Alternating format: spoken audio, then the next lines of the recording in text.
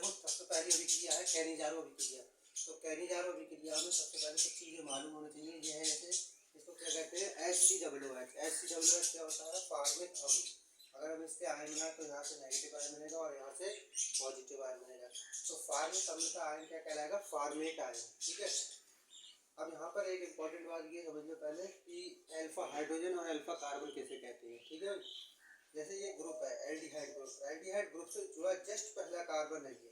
तो ग्रुप से जुड़ा जस्ट पहला कार्बन कहलाता है अल्फा कार्बन। क्या कहलाएगा भाई? Alpha carbon. ठीक है भाई। और इस अल्फा कार्बन से जुड़े हाइड्रोजन कहलाएंगे अल्फा हाइड्रोजन। इसी तरीके से यहाँ पर देखो ये ग्रुप है। ग्रुप से जुड़ा अगला कार्बन भी यहाँ पर प्रेजेंट नहीं है। जब अगला कार्बन प्रेजेंट नहीं है तो यहाँ पर इसका मतलब अल्फा कार्बन नहीं है। जब अल्फा कार्बन नहीं है तो अल्फा हाइड्रोजन भी नहीं होंगे। ठीक है भाई। इसके आगे देखो जैसे ये बेंजीन रिंग है। तो बेंजीन रिंग पे तो मालूम है 6 होती है कार्बन। ये 6 के 6 कार्बन है। हर कार्बन पर एक हाइड्रोजन लगा है। अब हमने कोई एक हाइड्रोजन हटाया और वहाँ पर क्या लगा दिया? CHO group. तो ग्रुप से जुड़े जस्ट अगले कार्बन पर क्या हाइड्रोजन है? यहाँ पर हाइड्रोजन नहीं है क्योंकि हमने इसका हाइड्रोजन हटा दिया है। समझ में आई? तो यहाँ पर अल्फा कार्बन तो है लेकिन अल्फा हाइड्रोजन नहीं है। अब आगे देखो बात करिए।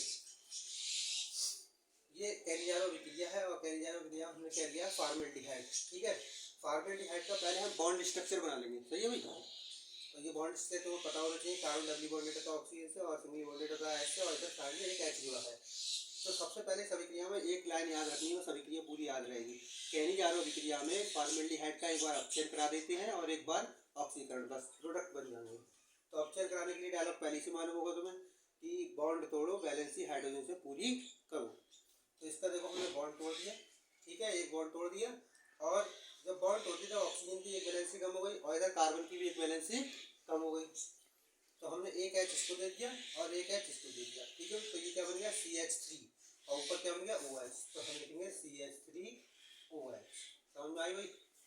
अब आगे देखो हम एक बार इसका ऑक्सीजन करा दें। तो ऑक्सीजन कराने में क्या होता है? ऑक्सीजन जोड़ दी जाती है। ऑक्सीजन जोड़ दी जाती है। तो बात है ये ऑक्सीजन इसमें ऐड कर दी गई।